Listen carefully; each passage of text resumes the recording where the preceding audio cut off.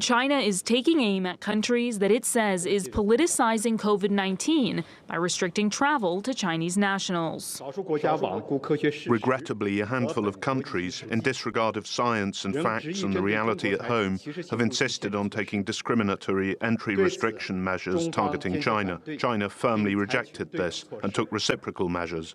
We once again call on all parties to make sure that their COVID response measures are fact-based, science-based and proportionate and avoid politicizing COVID. While many countries are now requiring a negative PCR test for travelers from China, some took it a step further. South Korea suspended the issuance of visas, and Japan required 2 PCR tests.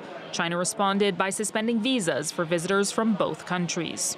The South Korean government strengthened quarantine measures for travelers arriving from China or based on scientific and objective grounds. The government has been transparently sharing relevant information with the international community and has continued to communicate with China through diplomatic channels.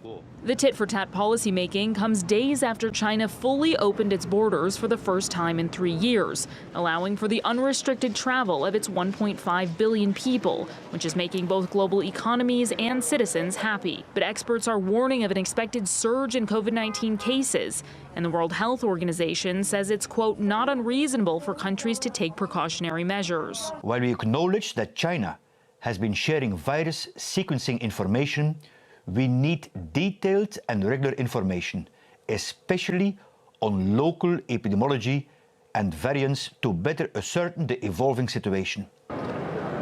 But more retaliatory strikes could be ahead for China, who is vowing to keep current bans in place until, quote, discriminatory measures facing Chinese travelers are lifted.